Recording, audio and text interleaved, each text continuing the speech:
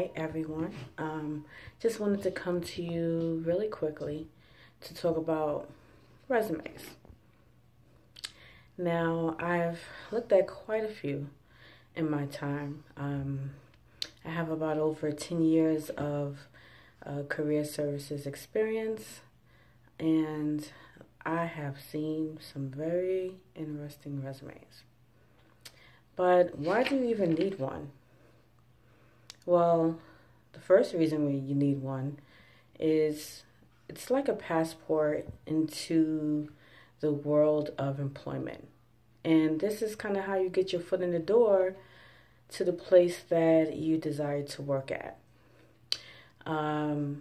Based on your resume, people will make a determination as to whether you are qualified or not to come into their organization. And the employer will look at your resume way before you get a phone call, way before you get the opportunity to come in person. They even have it now where you will do an interview over the phone or do a Skype interview or something to that nature. So resume is very important. In my different roles in employment services, I've also worked in HR where I looked at a pile of resumes on the computer and hard copied resumes and had to make a determination of which candidates I would not call and invite for an interview or email. And I also had to make the decision as the ones that I did call in and invite for an interview, and ultimately who are the ones that we decided to hire. So I do have knowledge in that area as well. I've been able to hire people through organizations as well as independently for projects that I had for my business.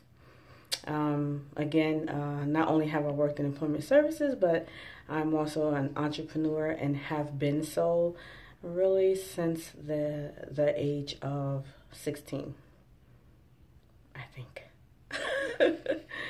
So let's get right into it. So I'm going to just give you a few tips. One, does your resume really speak to the skills and qualifications that you bring to the table? Two, is your resume saying what it needs to say for you to get the position you're trying to get? And three, is it in the best format? So, number one, you need to have certain skills and qualifications for depending on the position you're going for. If your resume is not saying that directly, that you do have the skills and qualifications, and if the employer has to look too hard for that, then most likely your resume will be passed up and you will never be contacted. That's why I say, is your resume really speaking to the experience and qualifications that you bring to the table? And if not, you really need to think about getting someone like me or me to assist you to better tailor that resume to speak to the position you are applying for. You want the resume to be very clear, concise, and to the point. Employers are very lazy and they do not like to read.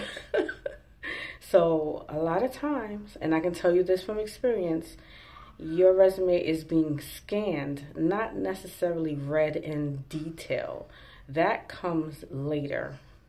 But initially, if you want to receive that phone call for the interview you're trying to get, you want your resume to jump, to pop, to have those key words with the job that you're trying to go for. For example, if you are in a managerial role or you're looking for a managerial role, depending on the type of industry you're in, your resume needs to have keywords in that particular field for that position that will jump off the page. If that's not happening, maybe you need to have someone re-examine that. I also mentioned one of the points is the type of resume. Now there's different formats, many different formats that you can use, many different templates that you can use. But for the most point, your resume should have the basics on there. And it shouldn't look too cluttered, too jammed packed, or too many abstract things that don't have anything to do with the position you're applying for. So it should look professional, neat, crisp, clean, easy to read. Preferably one page. Again, depending on your experience level, your education, and the position. So, I hope that some of these tips have helped you in some way. My name is Shaquan Hoke. I'm the Career and Employment Strategist with Beyond a Job Incorporated. If you'd like to see more of these videos, then please comment below and let me know what you would like to see. Or if you have any questions, definitely put those questions in the comment section, or you can inbox me and I will get to those questions in at least 24 hours.